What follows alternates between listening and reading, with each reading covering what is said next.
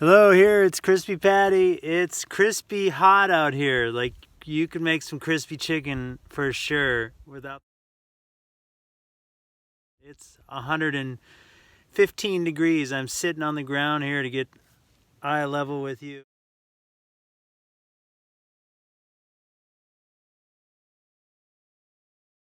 The Desert is Theirs by Byrd Baylor, illustrated by Peter Parnall, a Caldecott Honor Book.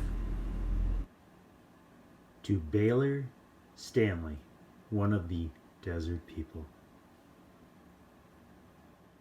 This is no place for anyone who wants soft hills and meadows and everything green, green, green.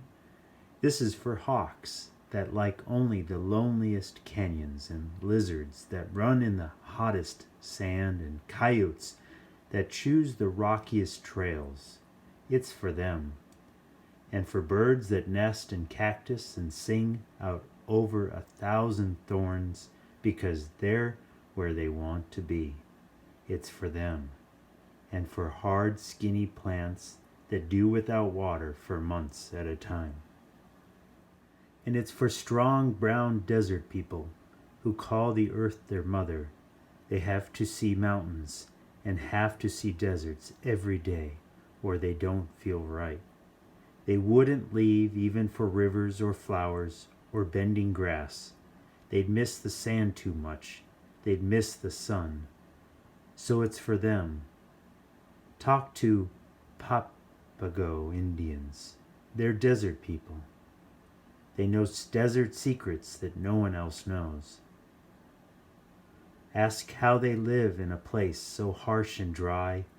They'll say they like the land they live on, so they treat it well, the way you treat an old friend. They sing its songs, they never heard it, and the land knows. Ask why they choose a place where life would be so hard. They'll say that once at the beginning of time, Earthmaker patted out a dab of dirt in his hands, and a greasewood bush grew there. Greasewood, so you know, it was the desert. You know it needed desert people. Even then, Coyote was around giving advice and scattering seeds on the sides of hills. Where he dropped those seeds, you see saguaro cactus growing now. Spider people were there too. When the new world wobbled, they sewed earth and sky together. It's together still. Buzzard made mountains with his wings, and Gopher burrowed a path to lead people out of the underworld and up, up, up into the fierce white sunlight. Elder Brother taught the people how to live under the sun. He gave them the ceremonies they would need for bringing rain. He even taught them what songs to sing to touch the power of the earth, their mother.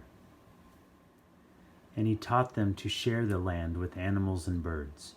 Remember, animals were here first, so they know better than people how to live. Their wisdom is older.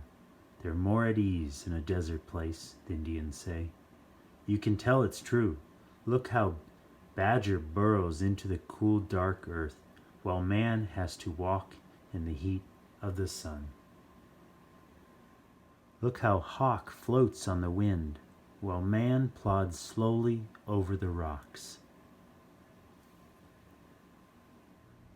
Papagos tried not to anger their animal brothers. They don't step on a snake's track in the sand. They don't disturb a fox's bones. They don't shove a horned toad out of the path. They know the land belongs to spider and ant the same as it does to people. They never say, "This is my land, to do with as I please." They say, "We share. We only share." And they do share. A deer likes the same sweet seeds and wild berries that Indian children hunt. You'll see doves dipping down for the juicy red fruit that grows high on a cactus, and you'll see Indian children hold out their hands for the same summer treat. You'll see pack rats hiding their treasure, their good mesquite beans. But they can't have them all. People are storing them too. Pack rats and people both know to save some for tomorrow or later. The desert gives what it can to each of its children.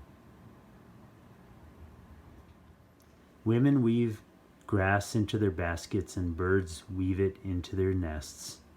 Men dig in the earth for soil to make houses, little square adobe houses the color of the hills. And lizards dig burrows in the same safe earth. Here animals and people know what plants to eat when they are sick. They know what roots and weeds can make them well again. No one has to tell coyote or deer, and no one has to tell the papagos. They share in other ways too. They share the feeling of being brothers in the desert, of being desert creatures together. A year that is hard for people is hard for scorpions too. It's hard for everything. Rain is a blessing counted drop by drop. Each plant finds its own way to hold that sudden water. They don't waste it on floppy green leaves.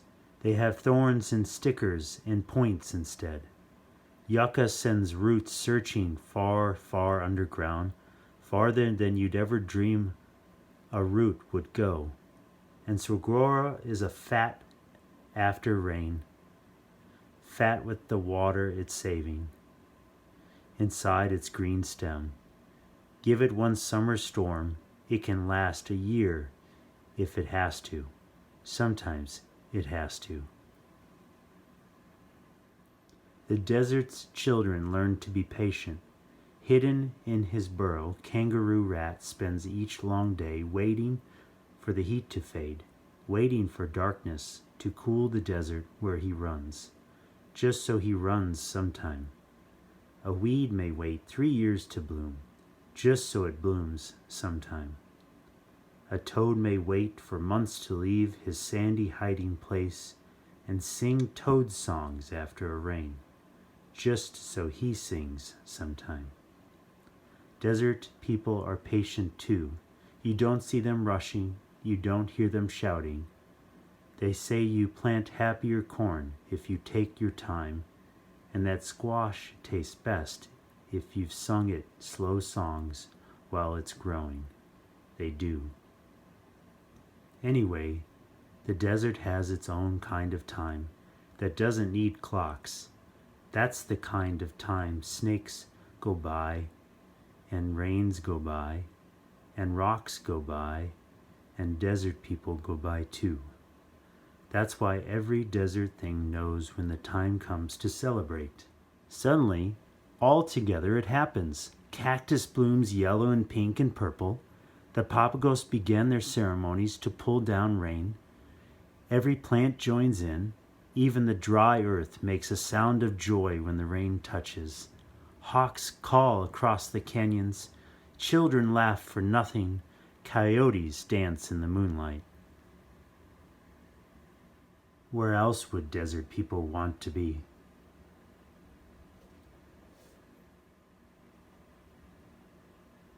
And that concludes The Desert Is Theirs, a Caldecott Book Award. And now I will send you off with some beautiful video footage of Desolation Canyon here at Death Valley. Till next time.